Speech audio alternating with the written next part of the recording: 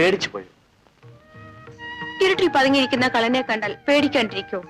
ഇല്ലത്തെ ചെപ്പിലെ പൊന്നെടുക്കാൻ വന്ന കള്ളൻ. ആരെങ്കിലും കാണും. വേണ്ടൂന്നേ. ഇല്ലത്തെ ആൽത്തറയിലെ യക്ഷിഗന്ധർവന്മാരാണെന്ന് ധരിച്ചോളൂ. ആൽത്തറയിലൊന്നും പാടില്ല. ഇല്ലത്തെ ആൽത്തറയാ. അശുദ്ധം കണ്ടാ സർപ്പം കയറും. ഓ, അത് പണ്ടാരാണ്ട് പറ്റിക്കാൻ പറഞ്ഞുണ്ടാക്കിയത്. എനിക്ക് പേടിയാവുന്നു. ഞാൻ പോട്ടെ.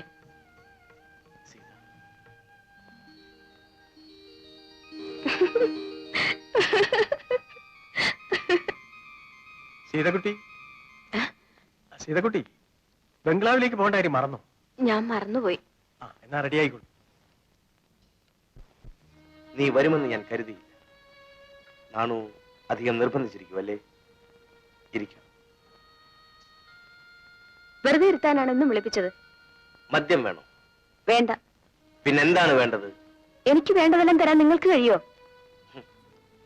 കഴിയും. നിനക്കൊരു ജീവിതം വരെ തരാൻ എനിക്ക് കഴിയും. ഞാൻ അല്പം മദ്യപിച്ചോട്ടെ.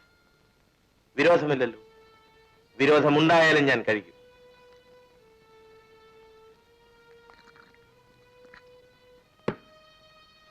നീ എന്താ ഇങ്ങനെ നോക്കുന്നത്?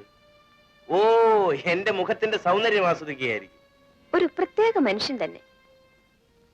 രാത്രി ഉണർന്നിരുന്ന് പാടിക്കൊണ്ടേയിരിക്കും. പ്രകൃതി എന്നുള്ള പാട്ട് എന്തിനെന്നും പാടുന്നു. നിങ്ങൾ ആരാണ്? അതെ, ഞാൻ ആരാണ്? എന്റെയും അന്വേഷണം അതാണ്. എനിക്കും പിടികിട്ടിയിട്ടില്ല ഞാൻ ആരാണ്. നിങ്ങൾക്ക് ഭ്രാന്താണ്. ആ രോഗം വന്ന് അനുഗ്രഹിക്കാത്തതാണ് എന്റെ ദുർവിധി. എനിക്ക് ഞാൻ മാത്രമേ ഉള്ളൂ. കടവാതിലുകളും കഴുകന്മാരുമാണ് ഈ വാടക വീട്ടിലെ എന്റെ കൂട്ടുകാർ. സമയം വെറുതെ പോകുന്നു. കറക്റ്റ്. വ്യഭിചാരത്തിനല്ലേ നാം വീണ്ടും സന്ധിച്ചത്? ഞാനൊന്ന് ചോദിച്ചോട്ടെ, വ്യഭിചരിക്കുന്ന പെണ്ണിനെ വേശ്യയെന്ന് വിളിക്കും, പുരുഷനെയോ? എനിക്കറിയില്ല. കോപിക്കാതെ പെണ്ണെ, ഞാനൊരു വ്യഭിചാര തൽപരനല്ലെന്ന് നീ ധരിക്കരുത്. നിന്നേക്കാളേറെ വ്യഭിചരിച്ചിട്ടുള്ളവനാണ് ഞാൻ. നിങ്ങൾ എന്തിനാ എന്നെ വിളിപ്പിച്ചത്? കാണാൻ. നാം തുല്യ ദുഃഖിതരായതുകൊണ്ട്. ഭാര്യ എന്നെ വഞ്ചിച്ചു, കാമുകൻ നിന്നെയും.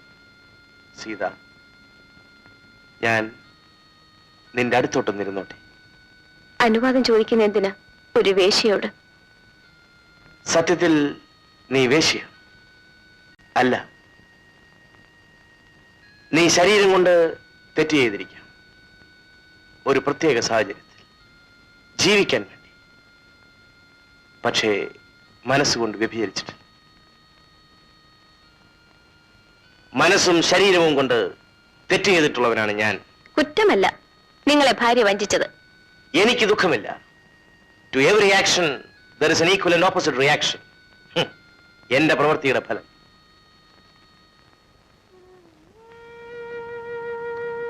ഞാനും മനസ്സുകൊണ്ട് തെറ്റ് ചെയ്തിട്ടുണ്ട്. ഒരാൾക്ക് വേണ്ടി, ഒരിക്കൽ മാത്രം.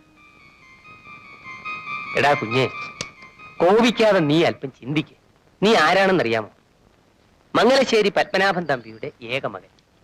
അതാണെങ്കിൽ ഒരു നമ്പൂതിരി പെൺകുട്ടി. നമ്മുടെ ആശയ്ക്ക് ഒരു അതിരൊക്കെ ഇല്ലേ? ഇത് നടക്കുമെന്ന് നീ കരുതുന്നുണ്ടോ? നടത്തും അമ്മാവ. കുഞ്ഞെ, നിന്റെ അച്ഛന്റെ സ്വഭാവം നിനക്ക് നല്ലവണ്ണം അറിയാമല്ലോ. നിന്റെ ഈ ആഗ്രഹം ഉപേക്ഷിക്കുന്നതാണ് നല്ലത്. എന്നെ വിവാഹം കഴിക്കാൻ നിർബന്ധിച്ച അമ്മാവനാണോ ഈ പറയുന്നത്? സീത പെണ്ണല്ലേ? സൗന്ദര്യമല്ലേ? വിദ്യാഭ്യാസമല്ലേ? എല്ലാം ഉണ്ട്. പക്ഷേ അവൾ വെറും സീത മാത്രമല്ല, സീതാലക്ഷ്മി അന്തർജനമാണ്.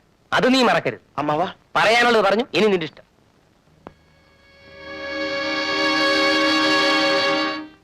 ഇവിടത്തെ കരയോഗത്തിന്റെ നിലപാടൊക്കെ പോറ്റിക്കറിയാമല്ലോ. അറിയാം. പോറ്റി, വേറൊരു ജോലി കിട്ടിയിട്ട് പോരെ ഉള്ള ജോലി കളയാൻ? എന്തൊക്കെയാണെന്ന് വെച്ചാൽ ഇഷ്ടം പോലെ ചെയ്യും. പോറ്റിയിരിക്കും.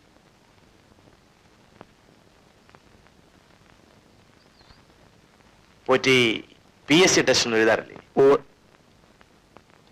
ചായ കുടിക്കുന്നു? വേണ്ട. പോറ്റിക്ക് എന്താ ഒരു ദുഃഖം? BA-കാരൻ കീഴ്ശാന്തി പണി ചെയ്യുന്നതിൽ അപകർഷതാബോധമുണ്ടോ? എന്തു പണിയും എനിക്കിഷ്ടം. ഒരു നല്ല ജോലി കിട്ടുന്നത് വരെ ഈ പണി തുടരുന്നതാണ് നല്ലത്. എവിടുന്ന് കിട്ടാൻ? പോറ്റി വിഷമിക്കാതെ. ഇല്ലത്ത് പിറന്നുവെങ്കിലും ഇല്ലായ്മയിലാണ് ഞാൻ വളർന്നത്. ഉയർന്ന ജാതിയിൽ ജനിച്ചു പോയതുകൊണ്ട് ഒരു സർക്കാർ ജോലിക്ക് അർഹനുമല്ല. ഞാൻ പോട്ടെ.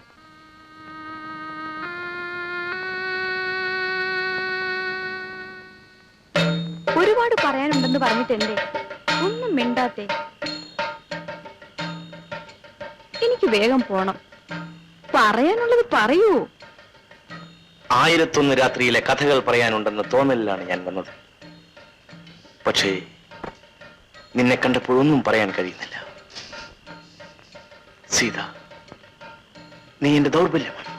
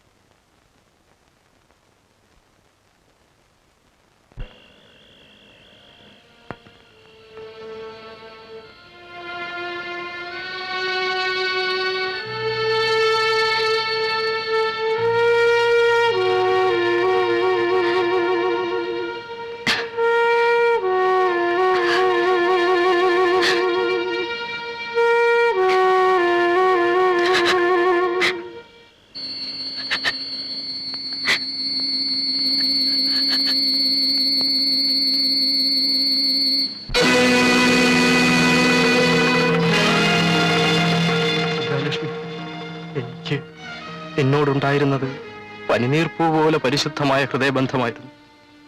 പ്രായം നമ്മെ അകറ്റിയെങ്കിലും എന്റെ കൈയെത്തുന്ന ദൂരത്ത് തന്നെ നീ കാണുമെന്ന് ഞാൻ കരുതി. നീ അകലങ്ങളിൽ ആശ്വാസം കണ്ടെത്തും.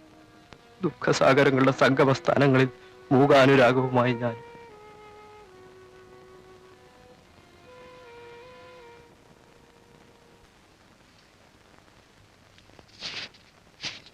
ആ അമ്മയോ? അമ്മ ആകെ ക്ഷീണിച്ചു പോയല്ലോ. ലേഹ്യം കഴിക്കുന്നില്ല? മതി മതി, രാഘവൻ എന്നോടെല്ലാം പറഞ്ഞു. എന്റെ ജീവിതത്തിൽ ഒരു ആഗ്രഹമാണ്. എനിക്ക് ആണിനും പെണ്ണിനും നീയേ ഉള്ളൂ. നിന്റെ ആഗ്രഹത്തിന് ഞാൻ ഒരിക്കലും എതിരല്ല. എങ്കിലും നിന്റെ അച്ഛൻ... അമ്മ അല്ലെങ്കിൽ എന്നും അച്ഛന്റെ ഭാഗത്താണ്. നിന്റെ അച്ഛൻ പറയുന്നതിന് എതിരൊന്നും ഞാൻ പറയാറില്ല. നീ ഇപ്പൊ സിനിമയിൽ പാട്ടെഴുതാൻ പോകണ്ട. അമ്മ ഇതിന് തടസ്സം നിൽക്കരുത്. സിനിമയിൽ പാട്ടെഴുതി ഒരു സിനിമാക്കാരനായി നിൽക്കാനാണോ നിന്റെ ഉദ്ദേശം? കൈവന്ന ഭാഗ്യം തൂത്തെറിയുന്നത് ശരിയാണോ അമ്മാവ? ഉള്ള ഭാഗ്യമൊക്കെ പോരെ മോനെ. അമ്മേ, ഒരു ചിത്രത്തിന്റെ പാട്ടുകൾ എഴുതിയിട്ട് ഞാൻ ഉടനെ മടങ്ങി വരാം. അമ്മ അച്ഛനോട് പറഞ്ഞ് സമ്മതിപ്പിക്കും. ഞാൻ നിന്റെ അച്ഛനോട് പറയാനോ? രാഘവൻ ഒന്ന് പറഞ്ഞു നോക്കി. എന്റെ മുഖത്ത് നോക്കി പറയാൻ തനിക്ക് എങ്ങനെ ധൈര്യം വന്നു? മാധവി,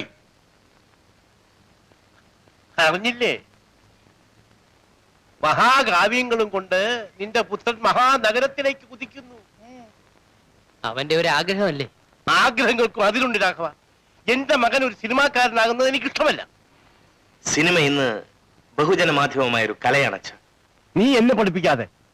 ഇവന്റെ ഒരു മാധ്യമം. പോയി പണി നോക്കടാ. ചെന്ന ഉടനെ തന്നെ അതൊന്നും ചോദിക്കണ്ട. താൻ പോടോ, പോടാ അവിടുന്ന്. പോടാ അവിടുന്ന്.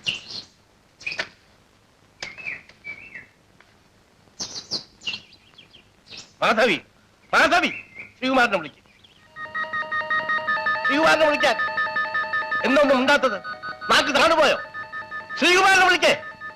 ബഹളം വെക്കാതിരുന്നാൽ ഇതിനൊരു പരിഹാരം നമുക്ക് ഉണ്ടാക്കാം. താൻ എന്ത് കുന്തമാ ഉണ്ടാക്കുന്നത്? കാര്യം എന്താണെന്ന് ഞാനും കൂടെ അറിയട്ടെ. അപ്പോഴൊന്നും അറിഞ്ഞില്ലേ? ഈ വീടിനകത്തിരിക്കുന്ന ഞാൻ എങ്ങനെ അറിയാനാ? നിന്റെ പുന്നാര മോളെ നമ്പൂരിപ്പള്ളിയിലും വേറെ കഴിക്കാൻ പോകുന്നു. എന്തായി പറയുന്നേ? ഏത് നമ്പൂരി പെണ്ണ്? നീ സൽക്കരിച്ചുകൊണ്ടിരിക്കുന്ന സീത, ശാന്തിക്കാരന്റെ മോള്. ഒന്ന് ക്ഷമിച്ചാട്ടെ, അവന്റെ പ്രായം അതല്ലേ. കുറച്ചുനാൾ കുമാരനെ ഇവിടെ നിന്ന് അകറ്റി നിർത്തിയാൽ ഈ ബന്ധം അവൻ താനേ മറക്കും. അതിന് ഞാൻ അവനെ നാട് കടത്തണം. അത് തന്നെ വേണം. സിനിമയ്ക്ക് പാട്ടെഴുതാൻ മദ്രാസിൽ പോകാൻ ആഗ്രഹിച്ചിരിക്കുകയല്ലേ അവൻ. അവനെ പോകാൻ അനുവദിക്കണം. മടങ്ങി വരുന്നതിന് മുമ്പ് സീതയെ മറ്റാരെങ്കിലും കൊണ്ട് വിവാഹം കഴിപ്പിക്കണം.